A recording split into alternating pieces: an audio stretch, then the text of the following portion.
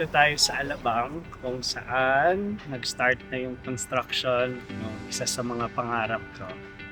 Pangarap ko talagang mag-open dito ng restaurant kasi dito ako sa Alabang natutong mag-restaurant, mag-mascot, mag-waiter, maging cook, maging dishwasher, maging kung ano-ano sa restaurant industry. So, ito na siya ngayon.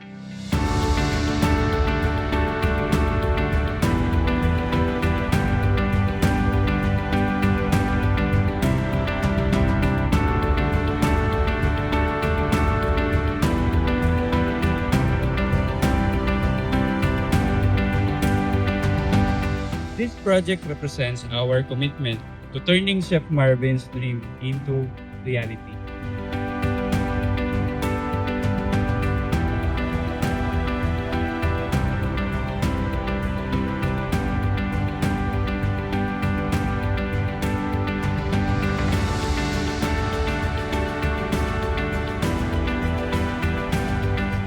First time ako nagkaroon ng groundbreaking ceremony.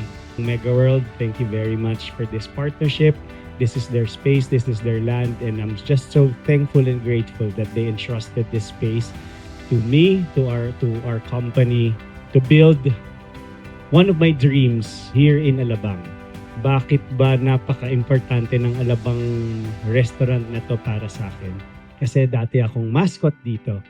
Dati akong waiter dito, nagtrabaho ako sa kusina, dishwasher, even security guard, bartender, lahat dito ko na-experience ang trabaho sa isang restaurant.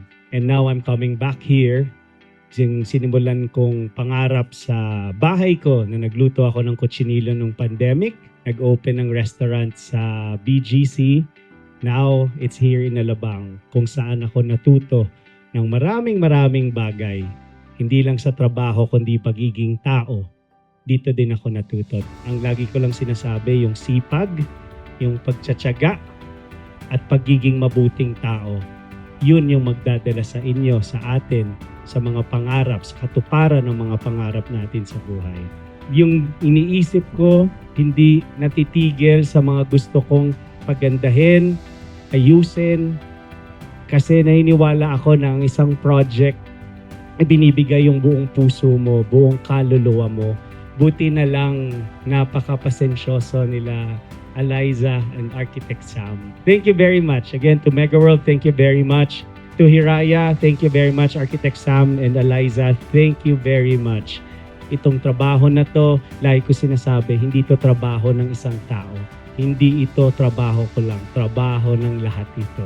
Lahat tayo magiging proud sa ginagawa natin because just one person can do this kind of job. 1, 2, 3, Kochi!